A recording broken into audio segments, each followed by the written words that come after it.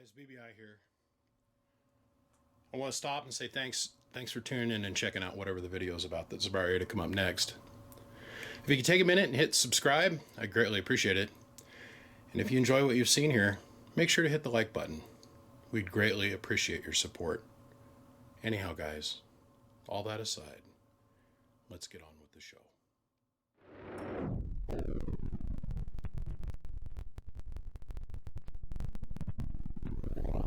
Boys and girls, we got ourselves a cute one here we're working on tonight. So this is a pure RF power. Okay. Anyhow, this amp has presented itself with multiple oscillation issues so far. Let's take a quick look for here.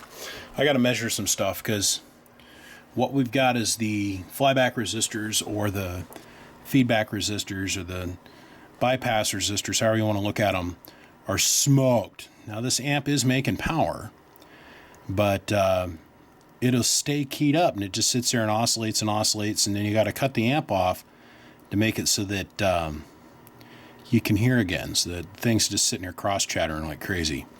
So everything is actually in phase, so it's technically assembled correctly, but when I run it,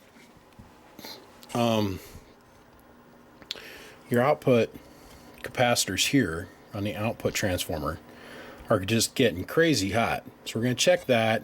I want to see how much bias we've got put on this, and then there's a couple other things I don't quite get. Now I get using a transistor as your switch to run your bias, but there's no sideband delay anywhere in this thing. So he's got sideband he's got a bias for sideband, but no sideband delay. That's the out, that's the in, so it's backwards from most of the other boxes that you guys have ever seen. And some of the solder work that's going on in here is a little iffy at best. But I want to see what the bias is doing here real quick. Let's start there first. So the amp is on. Let's turn the radio on here. The bias voltage is correct. Hello. Hello. Now bias is a measurement of current draw, but it can be directly measured with voltage, and I'm used to thinking of it represented on a voltmeter as reading it, but how you properly adjust your bias is with ampering, by the way. So what are we dropping to in here? Hello. Now when we got this hot just a minute ago, it started to oscillate. Hello.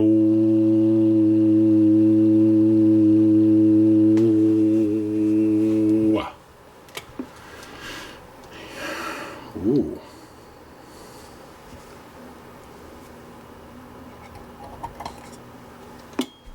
Hello. Hello. Hello. Hello. The output tuning capacitance is off on this box, by the way. I can tell just by the way it's running.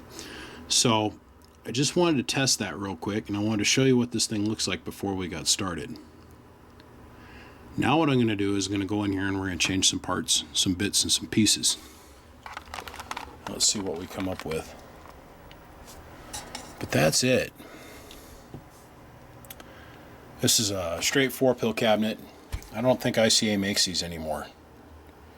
Maybe they do, I don't know. I haven't bothered to look at their webpage in a while, if they make this cabinet or not. But we got an unknown ferrite mix here. This capacitor is too small, and if you could feel how hot this thing is right now, just from those couple little keys. Yeah, the amp's already over 100 degrees. But he does have the right resistor here. He does have the right diode here to control the circuit. It's got the right amount of capacitance. It's got a little filtration circuit on it for pulse control. There's no capacitors here, and there should be another capacitor here to properly control the transistor, but it's functioning, so we don't need to worry too much about that. The customer states to me that he's tried this on multiple different antennas, multiple different trucks, and multiple different radios. But this thing is obviously feeding back. Usually when those resistors burn up, it's indicative of either being overdriven, and if this thing was overdriven, it wouldn't be making power, which I can show you here. It's making power. It's a 1,000 watt slug and peak, 1,000 average, 5 watt slug and reverse. Here's your input tune. Not stellar high, not stellar low. And I have tried this on a 50 ohm antenna. It's not oscillating, but it's not tuned right for a 50 ohm antenna. It's doing some weird stuff, but there we go. Pure RF power 2-pill. I think I got that right. Let's see. Pure RF power. Yeah, pure RF power 2-pill. So let's go to changing some things. I shall return. So let me just put this out there. Went ahead and I ripped out a bunch of little parts and bits and pieces, basically every cap that's in here, and we're going to change some of the stuff that's in here. We will be adding a switch to it for sideband delay, by the way. So let's go over this here real quick. If you guys can remember, these are our two capacitors that were on the secondary side of the transformer. Now, what is in there is two HG 2879 16-D08 2879s. And this is literally the cheapest capacitance checker on Amazon. But you see what that reads? 350 puff.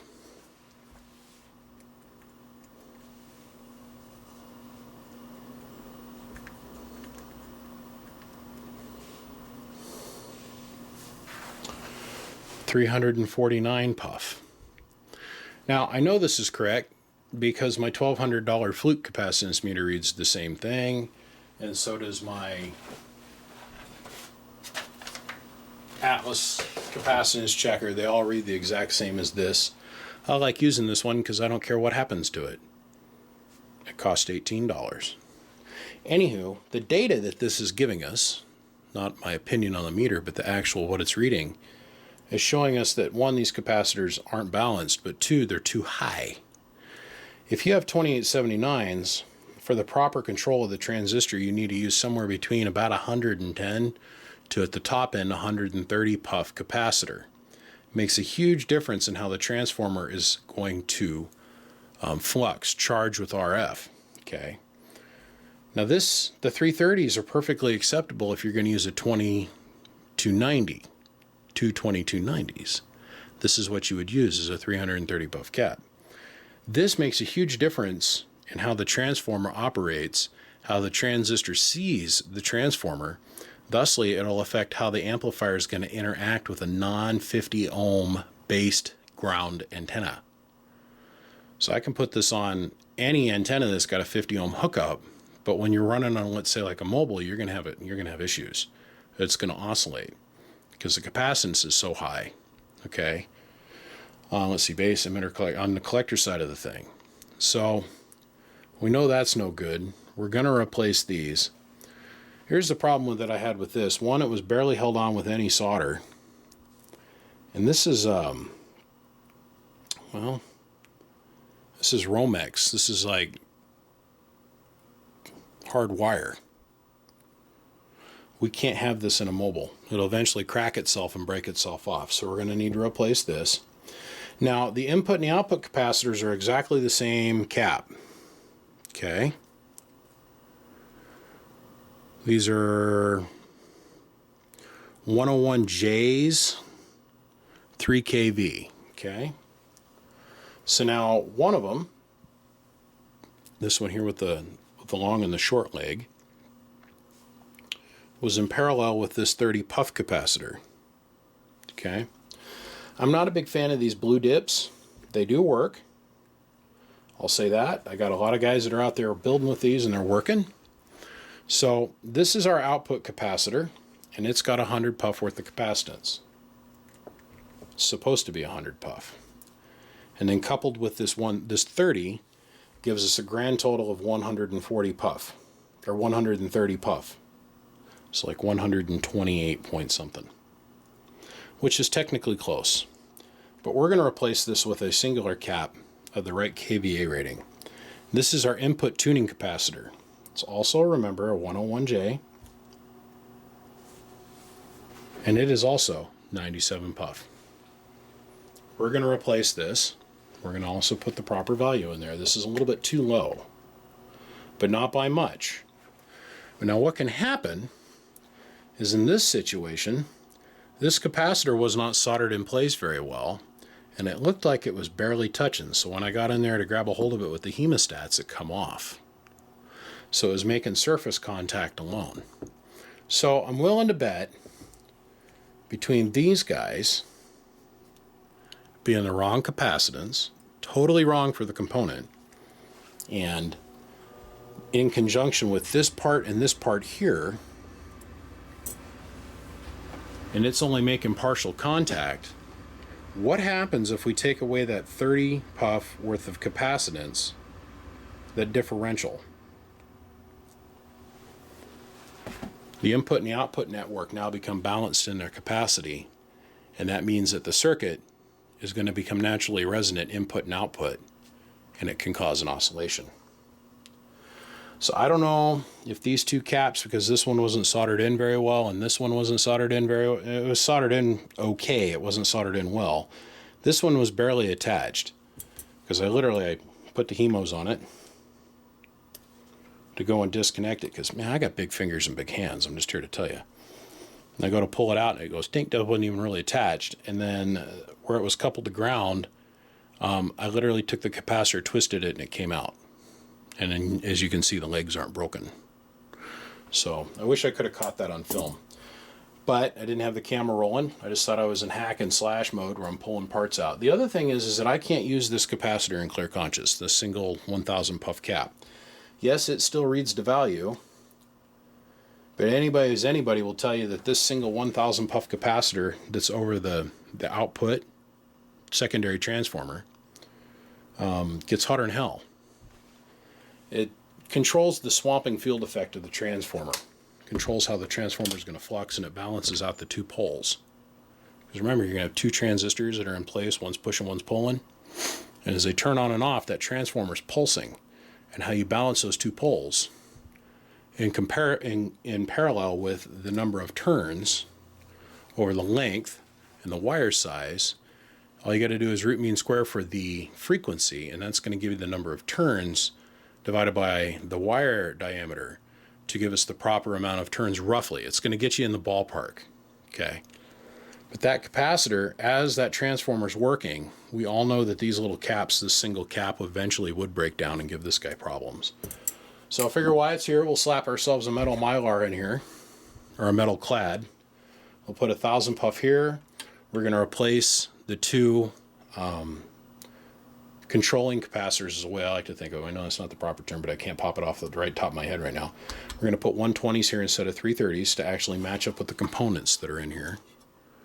HGs. These are RF, no, these are actual HGs. Not RF parts, HGs.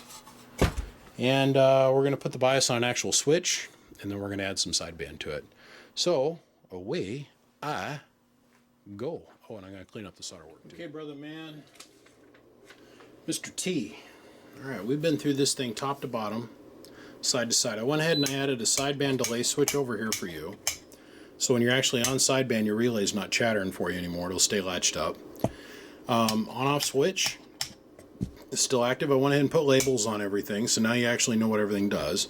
I actually labeled it by the manufacturer because this is technically a repair. Now the inside of this thing is radically different. We went ahead and changed it so it's a switched, actual physical switched bias. Not that the transistor wasn't working. Just a little bit worried about, what is this? It's a tip 127. This will work. And there's one single inductor choke. I'm hoping that's an inductor. What is this? Let's take a look here. Bumping on, talking smack, Luke. We don't want to do that. Let's do this. I'm going to open this up. Yeah, it's a resistor. Open this up here. there's a resistor here. So there was technically no RFI isolation or no RF insulation whatsoever going back to this transistor, but it's okay. It doesn't matter. Like I said, I went in here and I replaced these capacitors with hundreds and 120s, and I'm pretty sure this was probably the cause of about half of your problems. I replaced these 330s, and then I replaced this output tuning capacitor here with this tuning capacitor here, which is a heavier kVA, actually rated for the voltage. So that's the new 120 that's in there. Changed the input tune just a little bit. The other thing I didn't show on camera was that I had to actually tighten the wire up. There was this much wire left slack inside the transformer. It's not super necessary, but I went ahead and cleaned that up just a little bit. Went over all the solder joints around the transistors, made sure the grounds were thoroughly soldered down. Upgraded your power wire, went to something that was flexible with a higher strand count. Resoldered down your positive lead, but first I pulled the positive lead up and added a ferrite choke there. Here's your sideband delay circuit that we added. I went in here and I cleaned up the resistor and the LED, and I actually pushed the LED back out so it's in the holder and not ready to flop back into the amplifier. Added some capacitors to the bias circuit, so it actually have proper clamping, AC clamp noise. As the field collapses on the voltage moving through the resistor, you can have a nasty little spike that takes place. The diode dissipates most of that. The capacitor, the electrolytic, catches the rest of it, and then your disc capacitors disperse the energy as that electrical shutdown pulse takes place. Because you don't want that RF to feed back into the input transformer in any way, shape, or form, because then that can send an electrical pulse into the transistors that the transistors can grasp onto and then do stuff with. Changed out your 1000 puff capacitor here and went ahead and put a metal mylar in its place. Changed out our flyback resistors, went to 5 waters. It doesn't really make any difference if everything's in balance. These don't really get hot. So as long as your output tune is stable, your input tune is proper, and you don't drive it too hard, these resistors don't really get that hot. But as we can see, when this thing would enter into a state of oscillation, these resistors were chotched. You know what? I want to check these real quick. Give me a second here. Grab one of these. I'm just kind of interested. For my own mental well-being, I gotta know.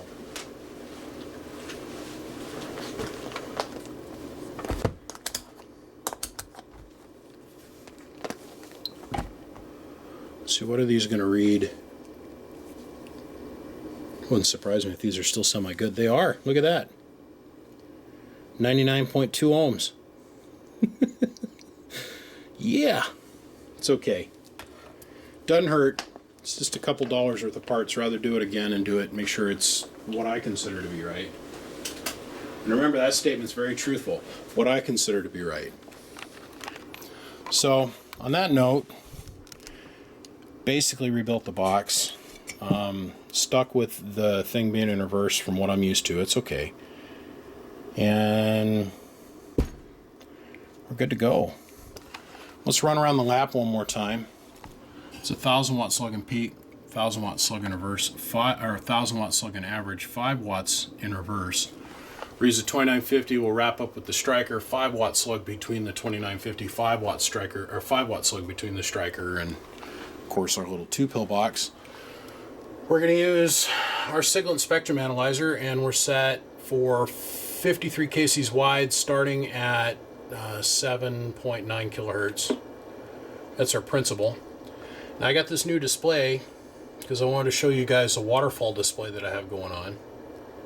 And if you look, you can see there's a second hump and a second hump, but those are so far down in dBm, no one really pays attention to that. So I thought the waterfall display would be cool for you guys to look at. Let's go ahead and kick on the little 2-pill. And that's thusly represented again in our sideband harmonics. And that's, geez, what is that? 82 dB down from the primary principal. Remember, it's not the amplifier, it's the radio putting that input signal in. Okay, so the radio is technically pure. Man, I got AC line hum going on tonight. I guess we're going to have to bypass using this thing this evening. I've been meaning to chase that down. I forgot I had that going on. Okay, so now that we established it's clean, let's go look at its performance. Same 20 watts worth of drive. Here's our pass-through tune. Okay. Kick the box on. About 20 more watts my way.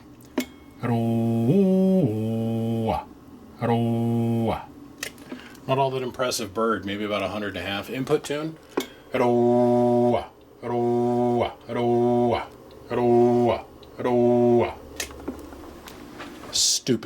Stupid low input tune.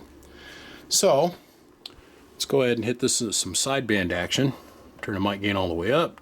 Turn the RF power all the way up. We're on lower sideband. Hope you could hear the relay clicking. Let's turn on the sideband delay. 1 2 1 2 1 2 1 2 1 2 1 2. It's running. Make a long story short. It's chooching for the chotch, just the way it's supposed to. So now we got that going down in full bore, line and fine style for everybody to see. Since the fun part's already done, we've got the girl undressed.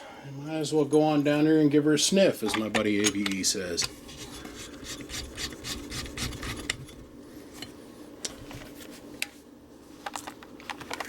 Before we go much further, I want you guys to take a look at the FLIR imager. That 10 ohm resistor is the hottest thing in this thing, and you can see it's cooling off with ambient air. Nothing else in this box is even warm. None of the parts in here are getting hot. But before, when I was running it, these two caps were getting screaming hot, and so were the resistors. So, go ahead and hang the mic. Put that back on AM, turn my dead key down so I'm not lost the next time I turn it on. Let's turn this off. Hello. Hello. Spectrum shot. Hello. Hello. Okay. Okay, let's see, where were we? Sorry, the phone rang, you guys. Let's see. Oh, yes, in the wonderful words of AVE. Let's give her a sniff. So, I got the 955 hooked up.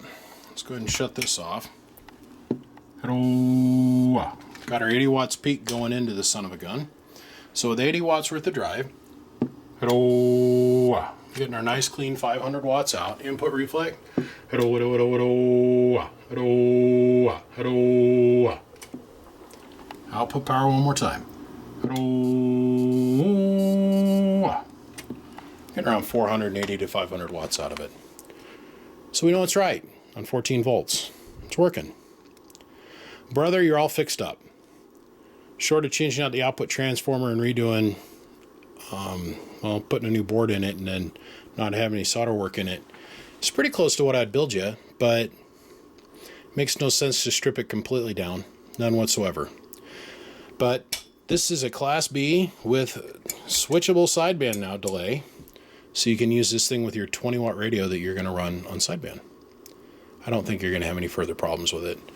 I've tried it every which way I can, tested it on every different format I can, and your oscillation issue is going to be gone. It's primarily where these caps be in the wrong value, and this coming unsoldered.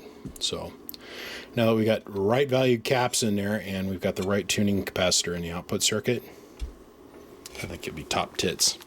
Gentlemen, my name is BBI, and this has been a Pure RF Power Repair. And I appreciate your all's support. Now I got a bunch of stuff I got to get done this weekend. I got to double knuckle down. Double, triple knuckle down. I've got a lot of stuff going on, and I got to get a whole bunch of these little guys banged out real fast. Call that number. You got any questions? And a bunch of these little guys I got to do. I think I'm off to a what am I doing next? It's a new kind of box to me. It's an Eliminator 650. Good built construction box. Got one driving 4 going on over there. So that's where we're going to head off to next, is an Eliminator 650. Gentlemen, my name is BBI, and without a shadow of a doubt, I am the biggest mud duck in Idaho. Come check us out. www.bbimps.com. Come find me on Facebook, Twitter, Snapchat, Instagram, and right here on the old YouTube Gargler.